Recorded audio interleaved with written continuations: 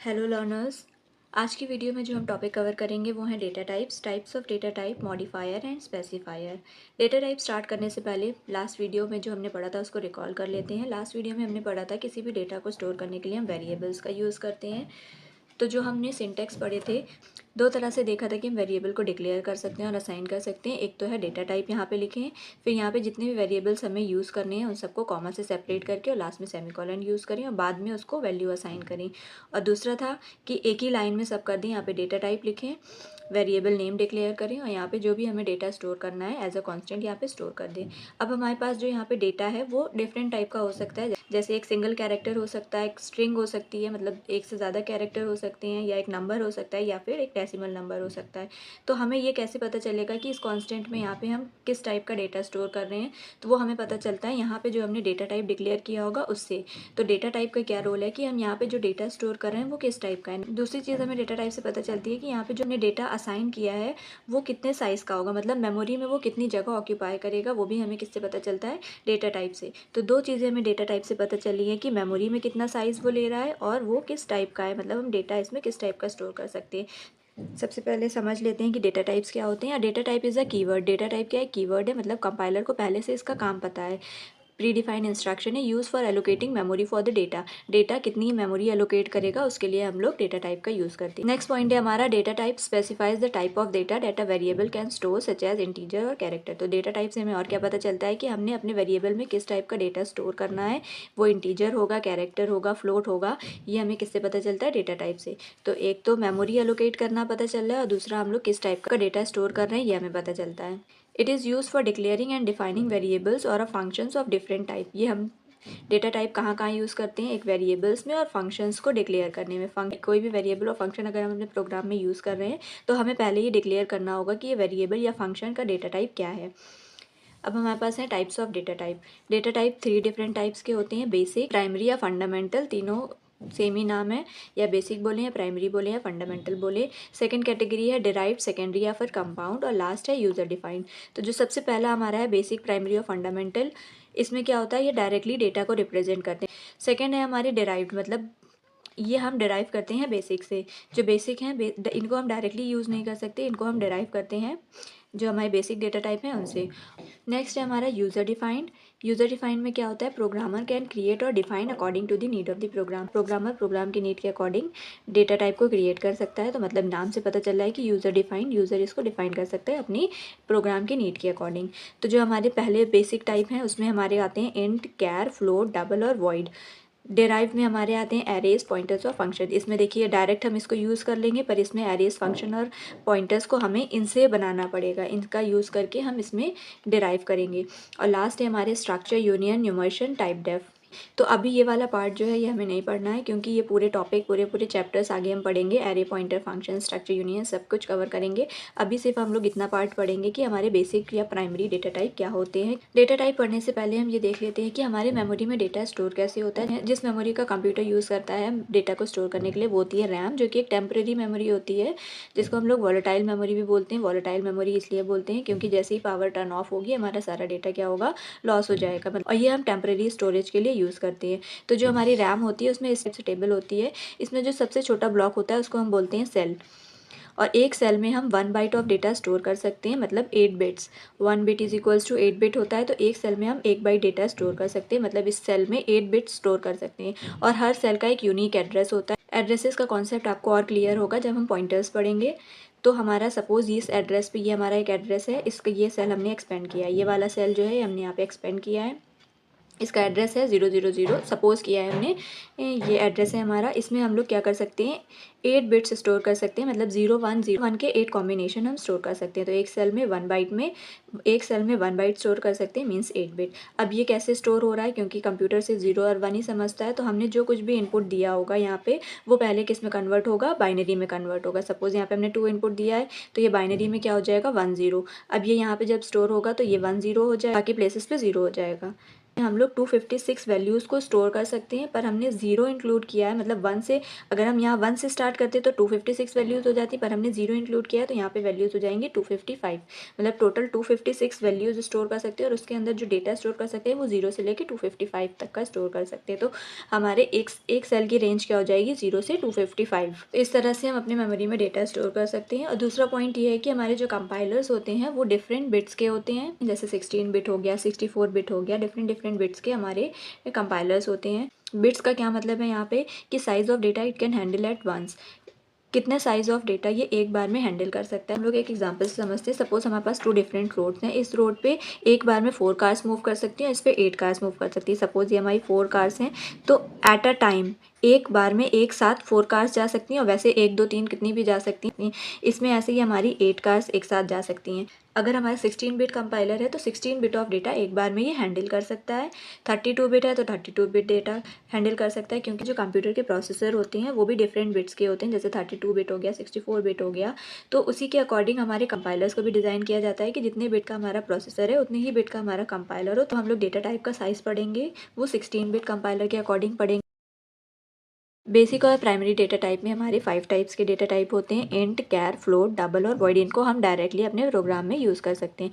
तो इंट का क्या यूज़ होता है, use to store integer, integer को स्टोर करने के लिए यूज़ होता है। मतलब यहाँ पे हम पॉजिटिव नंबर, नेगेटिव नंबर और जीरो को भी स्टोर कर सकते हैं। जो हमारे इंटीजर्स होती हैं, पॉजिटिव, नेगेटिव और जीरो सब इंक्लूडेड होते हैं इसमें। तो हम लोग इंट का यूज़ करके INT यूज़ करेंगे तो हम इसमें किसी भी टाइप का इंटीजर को स्टोर कर सकते हैं। अब इसका साइज़ क्या होता है, इसका साइज़ होता है 2 बाइट का, मतलब ये एक बार में 16 बिट्स को स्टोर कर सकता है। सपोज हमने एग्जांपल लिया int age is equals to 10, तो एज हमेशा हमारी नंबर में होती है, इसलिए हमने यहाँ पे इंट लिया है। और यहाँ पे इंट है तो यहाँ पे हमेशा जो कांस्टेंट होगा वो इंटीजरी टाइप का होगा। नेक्स्ट है हमारा char, used to store a single character, एक सिंगल कैरेक्टर को स्टोर करने के लिए यूज होता है। मतलब सिंगल कोट्स में हम कुछ भी एक सिंगल कैरेक्टर लिखेंगे वो एज अ कैर यूज होगा। अल्फ़ाबेट नहीं, यहाँ पे हम नंबर भी यूज़ कर सकते हैं, पर वो सिंगल कोट्स में होगा। करते हैं, ये मेमोरी में सिर्फ एक सेल ऑक्यूपाई करता है, मतलब 1 बाइट, मतलब कि 8 बिट्स का ही स्टोरेज ये ऑक्यूपाई करता है। नेक्स्ट है हमारा float, use to store single precision floating point number with decimal point. Simple language में अगर हम समझे तो हम डेसिमल नंबर्स को स्टोर करने के लिए फ्लोट डेटा टाइप का यूज़ करते हैं। ये हमारा जो है 16 बिट कंपाइलर के अकॉर्डिंग ये 4 बाइट्स डेटा स्टोर करता है। नेगेटिव और पॉजिटिव वैल्यू के लिए फ्लोट 1 बिट रिजर्व करके रखता है, 1 बिट में हमेशा मेरा नंबर पॉजिटिव है नेगेटिव है ये स्टोर होता है। नेक्स्ट है हमारा डबल, डबल किस लिए हम यूज़ करते हैं, सेम फ्लोट जैसे ही इसका वर्क होता है, बस इसमें क्या होता है प्रिसिजन बढ़ जाता है। फ्लोट के कंपैरिजन में ये ज़्यादा डेटा स्टोर कर सकता है, और इसमें भी हमारा ऑटोमेटिकली नंबर पॉजिटिव है या नेगेटिव है उसको स्टोर करने के लिए एक बिट पहले से ही रिजर्व रहती है। ये हमारा 8 बाइट स्टोर करता है मेमोरी में। वॉइड का मीन्स होता है एब्सेंस ऑफ डेटा टाइप, ये हम लोग वेरिएबल डिक्लेयर करने के लिए नहीं यूज़ करते हैं, ये यूज़ करते हैं यूज़ फॉर फंक्शन, फंक्शंस को डिक्लेयर करने के लिए, या फिर पॉइंटर्स में हम लोग यूज़ करते हैं। तो ये वाला पॉइंट आपको और क्लियर होगा जब हम फंक्शंस और पॉइंटर पढ़ेंगे। तो डेटा टाइप की हमें क्यों नीड होती है, इसको पहले समझते हैं एक एग्जाम्पल से। सपोज़ ये हमारे पास डेटा है जो कि स्टूडेंट रिलेटेड मटेरियल है, इसमें हमारे पास और 3 हमारे पास कंटेनर हैं। डिफरेंट कंटेनर में हमें इन डेटा को सॉर्ट करना है। तो सबसे पहले हमने क्या किया, नोटबुक ले ली। ये नोटबुक हमने क्या की, हमारे पास ये रैक है, ये एक बॉक्स है, और ये सपोज़ एक फ़ोल्डर है। तो हम इन जिस टाइप के हमारे पास कंटेनर है उसके अकॉर्डिंग हम इनको स्टोर करेंगे। तो हमारी जो नोटबुक है वो हम क्या करेंगे, रैक्स में रख देंगे। ये चारों बुक और नोटबुक हमने रैक्स में स्टोर कर दी। फिर हमारे पास इस बॉक्स में हम क्या स्टोर कर रहे हैं, सारा स्टेशनरी का आइटम। तो स्टेशनरी का हमारे पास क्या क्या आइटम है, मार्कर है, सीज़र है, हाईलाइटर है, स्केल, पेन, पेंसिल, इरेज़र, ये सब हमने क्या किया, इस बॉक्स में स्टोर कर दिया। ये सब कुछ इस बॉक्स में स्टोर कर दिया। अब हमारे पास जो हमारे डॉक्यूमेंट हैं, जो हमारे इंपॉर्टेंट डॉक्यूमेंट्स हैं, जैसे आधार कार्ड हो गया, एडमिट कार्ड हो गया, स्कूल ID हो गई, वो हमने एक फ़ोल्डर में रख दिए। तो हमारे पास जिस टाइप का डेटा था उस अकॉर्डिंग हमने कंटेनर चूज़ किया। अपने डेटा के अकॉर्डिंग हम डेटा टाइप चूज़ करते हैं। जैसे हमें जिस टाइप का डेटा यहाँ पे स्टोर करना था, हमने उस टाइप का कंटेनर चूज़ किया। सपोज ये हमारा जो डेटा है, इसको और बेटर तरीके से अगर हमें ऑर्गेनाइज़ करना है तो हम क्या कर सकते हैं, जो हमारे पास कंटेनर्स थे इसको और डिफ़ाइन कर सकते हैं। जैसे यहाँ पे सपोज़ हमारे पास रैक थी, इसमें हम 10 बुक्स या कॉपीज़ को स्टोर कर सकते थे। तो अब हम क्या कर सकते हैं, इसमें भी पार्टीशनिंग कर सकते हैं कि अगर हमारे पास कम बुक्स हैं तो हम लोग छोटा कंटेनर ले सकते हैं, अगर ज़्यादा बुक्स हैं तो बड़ा कंटेनर ले सकते हैं। और क्या हो सकता है कि अगर हमें और ऑर्गेनाइज़ करना है तो हम ये एक रैक ऐसी ले सकते हैं जिसमें सिर्फ बुक्स स्टोर करें और दूसरे में नोटबुक स्टोर करें। तो हमारा जो ये हमने और ज़्यादा डिफ़ाइन किया है, तो हमने इसको क्या कर दिया, और ज़्यादा मॉडिफ़ाई कर दिया है, जो हमारे कंटेनर्स थे उसको मॉडिफ़ाई कर दिया है। तो यहाँ पे हमने जो साइज़ के अकॉर्डिंग छोटा बड़ा किया है, ये हमारे हो जाते हैं मॉडिफ़ायर्स, कि हमने इसको और ज़्यादा मॉडिफ़ाई कर दिया है। मॉडिफाई करने के बाद अब हमने क्या किया, जब सब हमारा डेटा स्टोर हो गया तो हम क्या कर सकते हैं कि जहाँ जहाँ हमने डेटा स्टोर किया था अपना स्टेशनरी, जिस पे स्टेशनरी रखी थी, जहाँ फोल्डर्स रखे थे, उस पर हम लेबलिंग कर सकते हैं। जैसे हमने यहाँ पे लेबलिंग कर दी कि ये हमारी क्या है, बुक शेल्फ है, या तो जहाँ पे आपने स्टेशनरी स्टोर की थी उस पर आप एक लेबल लगा सकते हो स्टेशनरी बॉक्स। डॉक्यूमेंट्स जहाँ पे स्टोर करे थे वहाँ पे आप लिख सकते हो इंपॉर्टेंट डॉक्यूमेंट। तो अब इसकी क्यों नीड हुई कि सपोज़ कोई थर्ड पर्सन आता है, वो आपसे कहता है कि उसको स्टेशनरी का कुछ भी सामान चाहिए, तो आप उससे बोलेंगे कि जिस जहाँ पे स्टेशनरी बॉक्स का लेबल लगा है वहाँ पे स्टेशनरी है, तो वो ईज़िली जाके वहाँ से स्टेशनरी ले सकता है। जैसे ही वो इस लेबल को देखेगा तो उसको पता चल जाएगा कि ये हमारा क्या है, स्टेशनरी बॉक्स है, इसमें सारे स्टेशनरी के आइटम होंगे। तो ऐसे हम लोग डेटा टाइप में स्पेसिफायर्स का यूज़ करते हैं, जो कि हमें स्पेसिफाई करते हैं कि अब डेटा जो है हमारा वो किस टाइप का हो सकता है। तो अब हम समझते हैं स्पेसिफायर्स और मॉडिफायर्स। मॉडिफायर्स या फिर क्वालिफायर्स, कुछ बुक में क्वालिफायर मेंशन है, बेटर वर्ड है मॉडिफायर। मॉडिफायर्स क्या होते हैं, modifiers are the keyword, modifiers keyword होते हैं used to change the size और the range of the data. They determine the memory size of the variable और the range of the values it can hold. Determine करता है कि हमारा variable का memory size कितना होगा या फिर उसकी रेंज कितनी होगी। इंट तो हम डिक्लेयर कर सकते हैं, पर अगर हमें उसको और मॉडिफाई करना है तो हम क्या यूज़ करते हैं मॉडिफायर्स का। जैसे हम उसमें मॉडिफाई कर रहे थे बुक रैक में हमने बुक्स रखी थी, अब हमारे पास अगर कम बुक्स हैं तो हम छोटी रैक यूज़ करेंगे, ज़्यादा बुक्स हैं बड़ी रैक यूज़ करेंगे। तो हमारे पास दो टाइप के मॉडिफायर या क्वालिफायर है। जैसे साइज़ मॉडिफायर, साइज़ में हम क्या कर सकते हैं, शॉर्ट लॉन्ग और लॉन्ग लॉन्ग, मतलब short int, long long int का यूज़ करेंगे। तो हम अगर छोटा डेटा टाइप है, साइज़ हमारा इंटीजर का स्मॉल है, तो हम शॉर्ट का यूज़ करेंगे। अगर लॉन्ग है तो लॉन्ग का यूज़ करेंगे। बहुत ज़्यादा बड़ा इंटीजर है तो हम लोग लॉन्ग लॉन्ग मॉडिफायर का यूज़ करेंगे। अब जो साइज़ मॉडिफायर होते हैं वो सिर्फ हमारे इंट और डबल में यूज़ होते हैं। और नेक्स्ट है हमारा साइन मॉडिफायर। साइन मॉडिफायर मतलब कि ये सिर्फ हमारे कैरेक्टर और इंटीजर में यूज़ होते हैं। साइन में क्या होता है, allow to store both positive और नेगेटिव, ये हमारा पॉजिटिव और नेगेटिव वैल्यू को स्टोर करने के लिए यूज़ होता है। और अनसाइन क्या होता है, पॉजिटिव वैल्यूज़ को और जीरो को स्टोर करने के लिए अनसाइन यूज़ करते हैं। बाय डिफ़ॉल्ट अगर हमने कुछ भी नहीं यूज़ किया है तो वो साइन लेता है, मतलब सिर्फ अगर इंट यूज़ कर रहे हैं मतलब वो है साइंड इंट। मॉडिफायर्स हम लोग डेटा टाइप के साथ कैसे यूज़ करते हैं, इस चार्ट की हेल्प से समझते हैं। सपोज़ हमारे पास कैरेक्टर डेटा टाइप है, तो इसमें हम सिर्फ साइंड या अनसाइंड मॉडिफायर का ही यूज़ करते हैं। तो अगर साइंड या फिर सिंपल कैर लिखेंगे या साइन लिखेंगे बात सेम ही होगी। तो इसमें जो साइज़ होता है वो हमेशा 1 बाइट ही रहता है। रेंज का मतलब होता है कि इस वैल्यू से इस वैल्यू तक का हमारा डेटा स्टोर हो सकता है। तो ऐसे ही कैरेक्टर में जो हमारी रेंज होती है, अगर हमारा साइन डेटा है तो -128 से 127 रेंज होती है, और अगर अनसाइंड डेटा है तो 0 से 255 रेंज होती है। इंट डेटा टाइप के लिए हम साइंड अनसाइंड दोनों टाइप के मॉडिफायर का यूज़ कर सकते हैं। साइंड बाय डिफ़ॉल्ट होता है, तो इंट जो है, साइंड इंट जो है वो 2 बाइट लेता है। शॉर्ट इंट जो होता है साइज़ कम हो जाएगा, तो यहाँ पे ये 1 बाइट लेता है। लॉन्ग इंट 4 बाइट लेता है, लॉन्ग लॉन्ग इंट 8 बाइट लेता है। ये इसकी रेंज है, तो मतलब साइंड इंट में हम इससे बड़ी वैल्यू या इससे छोटी वैल्यू नहीं यूज़ कर सकते हैं। ये हमारी रेंजेस हैं। अब ऐसी अनसाइंड में हमें मेंशन करना पड़ेगा कि ये अनसाइंड है। तो unsigned int, unsigned short int, unsigned long int, unsigned long long int अगर यूज़ करें तो साइज़ तो ये सेम ही रहेगा इसका, बस यहाँ पे साइंड और अनसाइंड हो गया। तो जब हमने अनसाइंड लिया है तो हमारी वैल्यूज़ जो हैं नेगेटिव वैल्यूज़ रिमूव हो जाएंगी, तो हमारा जो रेंज है वो 0 से स्टार्ट होगी, तो 0 से 65,535 रेंज हो जाएगी। ऐसी हमारी शॉर्ट इंट की हो जाएगी और ऐसे ही हमारे लॉन्ग इंट की हो जाएगी। अब फ्लोट में हमारे कोई भी मॉडिफायर यूज़ नहीं होता। फ्लोट हमारा 4 बाइट लेता है, फ्लोट की रेंज हमारी ये होती है। डबल में हमारा सिर्फ एक मॉडिफायर यूज़ होता है जो कि होता है लॉन्ग डबल। तो डबल के लिए हमने जो साइज़ पढ़ा था वो था 8 बाइट्स, और लॉन्ग के लिए लॉन्ग डबल अगर हमने यूज़ किया है तो वो हो जाएगा 10 बाइट। रेंज वाला जो पार्ट है वो सिर्फ आपकी नॉलेज के लिए, अगर आपको लर्न हो जाती है तो अच्छी बात है, नहीं लर्न होती है तो ज़्यादा परेशान होने की जरूरत नहीं है, क्योंकि इससे रिलेटेड ज़्यादातर मल्टीपल चॉइस क्वेश्चन पूछे जाते हैं और हमें भी कोई रेंज से रिलेटेड क्वेश्चन हो। नेक्स्ट टॉपिक है हमारा स्पेसिफायर्स उसी तरह है जैसे उस एग्जाम्पल में हमने आपको समझाया था लेबल्स का हम यूज़ कर रहे थे किसी थर्ड पर्सन के लिए। तो अगर अब हमें डेटा को अपने प्रिंट करवाना है तो हम किसी फंक्शन का यूज़ करेंगे। उस फंक्शन को ये बताना पड़ेगा कि हमने डेटा किस टाइप का लिया है, तो इसलिए हम लोग स्पेसिफायर्स का यूज़ करते हैं। तो हमारे पास डिफरेंट टाइप के स्पेसिफायर्स होते हैं। तो जो हम इस टॉपिक में पढ़ेंगे वो सिर्फ है फॉर्मेट स्पेसिफायर। फॉर्मेट स्पेसिफायर्स क्या होते हैं, used to define the type और format of the data that is being input और आउटपुट। फॉर्मेट स्पेसिफाई ये डिफाइन करता है कि हमने किस टाइप का और किस फॉर्मेट में डेटा को इनपुट करवाया है या आउटपुट करवाया है। तो ये हमारे फंक्शंस जैसे प्रिंटफ, स्कैनफ फंक्शंस उन्हीं में यूज़ होती हैं। अगर हमने कैर डेटा टाइप लिया है तो उसके लिए जो हम फॉर्मेट स्पेसिफाई यूज़ करेंगे वो है %c। अगर int टाइप डेटा टाइप है तो हम फॉर्मेट स्पेसिफायर यूज़ करेंगे %d या फिर %i।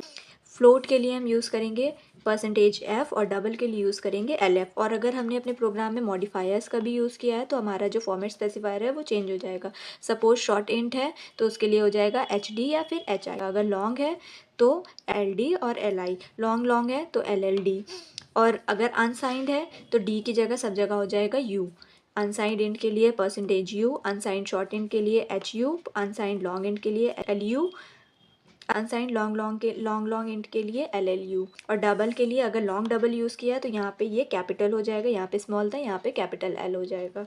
बाकी भी हम यूज़ कर सकते हैं। तो मेन जो हम लोग यूज़ करेंगे अपने प्रोग्राम में वो %c, %d, %f और %lf यूज़ करेंगे। बाकी अगर हम मॉडिफायर यूज़ कर रहे हैं तो हमें ये यूज़ करना होगा। एक और है हमारा जैसे स्ट्रिंग मतलब कैरेक्टर में हम लोग क्या करते हैं, सिर्फ सिंगल कैरेक्टर को ही स्टोर कर सकते हैं। तो अगर हमें ज़्यादा कैरेक्टर को स्टोर करना है तो हम क्या करते हैं, स्ट्रिंग का यूज़ करते हैं। तो स्ट्रिंग में क्या होता है, हमारा एक से ज़्यादा कैरेक्टर को स्टोर कर सकते हैं और हमेशा लास्ट कैरेक्टर वो नल होता है। उसके लिए कोई स्पेसिफिक डेटा टाइप तो नहीं है, पर हम लोग उसके लिए एक स्पेसिफायर यूज़ करते हैं जो कि है %s। जब स्ट्रिंग वाला टॉपिक पढ़ेंगे तो आपको ये क्लियर होगा। अभी के लिए फॉर्मेट स्पेसिफायर में इसको बताना इंपॉर्टेंट था क्योंकि ये इसके लिए जो स्पेसिफायर यूज़ करते हैं वो होता है %s। अब हम इनको प्रोग्राम में कैसे यूज़ करते हैं, तो हमने अभी पढ़ा है कि printf scanf फंक्शन में ही हम स्पेसिफायर का यूज़ करते हैं। सपोज हमने यहाँ पे वेरिएबल लिया है a जो कि int डेटा टाइप का, और हमने यहीं पे वैल्यू असाइन कर दी है कि इसकी वैल्यू है 15। यहाँ पे a की वैल्यू को प्रिंट करवाना है, इसलिए हमने यहाँ पे फॉर्मेट स्पेसिफायर यूज़ किया है जो कि है %d। जो भी वेरिएबल हमें प्रिंट करवाना है वो हमें यहाँ पे लिखना पड़ेगा कॉमा से सेपरेट करके। अगर हमें वेरिएबल के साथ कुछ और भी प्रिंट करवाना है तो भी हम करवा सकते हैं, जैसे कि हम लिख सकते हैं दिस इज़ एन इंटीजर, और जहाँ पे भी ये हमारा फॉर्मेट स्पेसिफायर होगा वहाँ पे ये a की वैल्यू को प्रिंट कर देगा। तो यहाँ पे आउटपुट क्या आ जाएगा, दिस इज़ एन इंटीजर 15, क्योंकि डी किस हमें क्या बता रहा है कि इस वेरिएबल में जो वैल्यू है वो यहाँ पे प्रिंट करवानी है। स्कैनफ में कैसे करवाते हैं ये हम लोग तब पढ़ेंगे जब हम इनपुट आउटपुट स्टेटमेंट पढ़ लेंगे।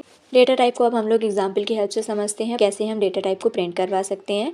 तो यहाँ पे हमने एक प्रोग्राम लिया है जिसका नाम है डेटा टाइप। इसमें सबसे पहले हेडर फाइल्स को इंक्लूड करवाया है, मेन फंक्शन ओपन किया है, फिर हमने यहाँ पे सारे वेरिएबल्स जो भी थे हमारे डिक्लेयर किए हैं। तो हमारे पास 4 वेरिएबल्स हैं A, C, F, D, जो कि A int टाइप का है, C char टाइप का है, F फ्लोट का है और D डबल का है, और सब में वैल्यूज़ इनिशियलाइज कर दी हैं। और तो जब हमारे सारे डिक्लेरेशन हो जाए उसके बाद हम यूज़ करेंगे एक CLR SCR फंक्शन। CLR हमेशा जब हम डिक्लेरेशन कर लेंगे उसके बाद ही यूज़ होगा, पहले यूज़ करेंगे तो प्रोग्राम हमारा रन नहीं होगा। फिर हम यहाँ पे सारों को प्रिंट करवा रहे हैं। \n यूज़ किया है ताकि हमारा आउटपुट न्यू लाइन में हो। फिर A के लिए फॉर्मेट स्पेसिफायर यूज़ किया है %d, C के लिए %c, F के लिए %f और डबल के लिए %lf। अब जब हम इसको प्रिंट करवाएंगे तो हमारा बाय डिफ़ॉल्ट जो फ्लोट और डबल है वो 6 डेसिमल प्लेसेस तक की हमें आउटपुट देगा। तो प्रोग्राम हमारा कंपाइल हो गया और आउटपुट में क्या है, सबसे पहले आ गया 34 जो कि हमने वैल्यू इनिशियलाइज़ करी थी।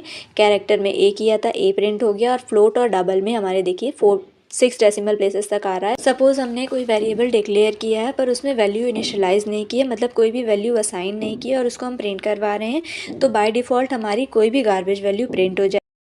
अब इस टॉपिक से रिलेटेड क्वेश्चन आंसर देख लेते हैं। तो सबसे पहले हमारे मल्टीपल चॉइस क्वेश्चन नंबर 1 है हमारा, what is the default value of an uninitialized variable of a type int C. मतलब इंटीजर टाइप का एक हमने वेरिएबल डिक्लेयर किया है, जैसे इंट A डिक्लेयर किया है, पर इसकी वैल्यू कहीं पे भी असाइन नहीं की है कि A में क्या हम वैल्यू स्टोर करेंगे, ये कहीं पे भी असाइन नहीं किया है और उसको प्रिंट करवा लिया है। तो बाय डिफ़ॉल्ट हमारे आउटपुट में हमारी क्या आएगी, हमेशा गार्बेज वैल्यू आएगी। Option number C. Next question है हमारा, what is the format specifier use to print a string in a C print function. तो प्रिंट फंक्शन में अगर हम लोग स्ट्रिंग को प्रिंट करवा रहे हैं तो किस फॉर्मेट स्पेसिफायर का यूज़ करेंगे। ये क्वेश्चन हमारा 2024 में भी पूछा गया है। तो हम लोग %s का यूज़ करेंगे स्ट्रिंग को प्रिंट करवाने के लिए। नेक्स्ट क्वेश्चन है हमारा, which of the following is not a character constant. इसमें से कौन से कैरेक्टर कॉन्स्टेंट नहीं है। तो कैरेक्टर कॉन्स्टेंट क्या होते हैं, जब हम लोग कोई भी डेटा स्टोर करते हैं सिंगल कोट्स में तो वो हमारा कैरेक्टर कॉन्स्टेंट होता है, चाहे वो अल्फ़ाबेट हो या फिर नंबर हो या कोई स्पेशल सिंबल, वो हमारा कैरेक्टर कांस्टेंट होगा। पर यहाँ पे क्या है, एक से ज़्यादा वैल्यूज़ हैं, तो हमारे कोई भी इसमें से कैरेक्टर कांस्टेंट नहीं होंगे। ऑप्शन डी करेक्ट होगा, all of the above. Next question है, if x is an integer variable and x is equals to 7/2 what will it return. x में क्या है, 7/2, मतलब x में वैल्यू है 3.5, पर x जो है ये हमारा क्या है, इंटीजर है। तो इंटीजर में हमेशा हम क्या लेते हैं, इंटीजर वैल्यू होती है, डेसिमल वैल्यूज़ नहीं होती हैं। तो ये जब आउटपुट प्रिंट करेगा तो ये जो फ्रैक्शनल पार्ट है, जो डेसिमल पार्ट है, इसको रिमूव कर देगा तो आउटपुट हमारा आ जाएगा x इज इक्वल्स टू 3। ये फ्रैक्शनल पार्ट नहीं लेगा क्योंकि ये इंटीजर टाइप का वेरिएबल है, तो ऑप्शन नंबर सी हमारा 3 करेक्ट हो जाएगा। नेक्स्ट क्वेश्चन है हमारा what is the size of int in C. तो हमने आपको बताया था कि ये कंपाइलर पे डिपेंड करता है, जिस टाइप का हमारा कंपाइलर होगा उसी अकॉर्डिंग हमारे साइजेस होंगे। अगर ऑप्शन में आपको यहाँ मेंशन है कि डिपेंड ऑन द कंपाइलर, तो हमेशा इसका ऑप्शन होगा depend on the compiler. Next question है हमारा type of built in data type built in मतलब जो पहले से ही बिल्ट हैं, जैसे कि हमारे प्राइमरी बेसिक जो डेटा टाइप है उनको हम बिल्ट इन डेटा टाइप भी बोलते हैं। ये क्वेश्चन मॉडल पेपर में मेंशन है। तो इसमें से बिल्ट इन डेटा टाइप कौन है? सब है, ऑल ऑफ दीज, ये हमारे सब प्राइमरी बेसिक डेटा टाइप में आते हैं, मतलब बिल्ट इन डेटा टाइप है, तो हमारा ऑप्शन नंबर डी करेक्ट हो जाएगा। नेक्स्ट क्वेश्चन हमारा which data type is used to store a single character in C. अगर सिर्फ एक सिंगल कैरेक्टर को स्टोर करना है तो हम लोग कैर डेटा टाइप का यूज़ करते हैं, ऑप्शन नंबर सी करेक्ट होगा। नेक्स्ट क्वेश्चन है what is the size of char data type. Char data type का हमारा सी में क्या साइज़ होता है? वो होता है 1 बाइट। चाहे कोई भी कंपाइलर हो हमेशा 1 बाइट ही लेगा, तो ये कंपाइलर पे डिपेंडेंट नहीं है, ये हमेशा 1 बाइट ही होगा। नेक्स्ट क्वेश्चन है the float data type is use to store. Float को हम लोग इसलिए यूज़ करते हैं डेसिमल नंबर को स्टोर करने के लिए। नेक्स्ट क्वेश्चन है what is the correct format specifier for printing a float in C. अगर फ्लोट डेटा टाइप को प्रिंट करवाना है तो उसके लिए हम लोग फॉर्मेट स्पेसिफायर यूज़ करते हैं %f। से हमारा which of the following is not a valid data type in C. इनमें से कौन सा वैलिड नहीं है? तो स्ट्रिंग के लिए हमारा कोई भी डेटा टाइप नहीं होता है, इंट फ्लोट और कैर डेटा टाइप है, पर स्ट्रिंग के लिए कोई भी स्पेसिफिक डेटा टाइप नहीं है, तो हमारा इनवैलिड हो जाएगा स्ट्रिंग। नेक्स्ट क्वेश्चन है what will be the output of the following code. इस कोड का हमारा आउटपुट क्या होगा? तो हमने एक वेरिएबल लिया है x जो कि है इंट डेटा टाइप का, जिसमें 10 नंबर स्टोर है, मतलब 10 वैल्यू स्टोर है। अब हम इसी x को प्रिंट करवा रहे हैं, तो हमने करेक्ट फॉर्मेट स्पेसिफाई यूज़ किया है, तो हमें करेक्ट आउटपुट मिल जाएगा, आउटपुट हो जाएगा 10। नेक्स्ट है हमारे डिस्क्रिप्टिव क्वेश्चन। डिस्क्रिप्टिव क्वेश्चन में इस टॉपिक से सिर्फ एक ही क्वेश्चन बन सकता है, या तो ये 1 मार्क से पूछा जा सकता है कि डिफाइन डेटा टाइप्स, या तो डेटा टाइप्स के साथ उसके डिफरेंट टाइप से पूछे जा सकते हैं। तो क्वेश्चन हमारा क्या हो सकता है? What are data types in C, explain the different types of data types with example. तो इसमें आपको डेटा टाइप्स पहले एक्सप्लेन करने होंगे कि डेटा टाइप्स क्या होते हैं, और फिर जो डिफरेंट टाइप्स हमने 3 टाइप्स बताए थे वो एक्सप्लेन करना होगा और उनके एग्जाम्पल। अभी भी अगर आपको डेटा टाइप में कुछ भी डाउट है तो आप कमेंट्स में पूछ सकते हैं।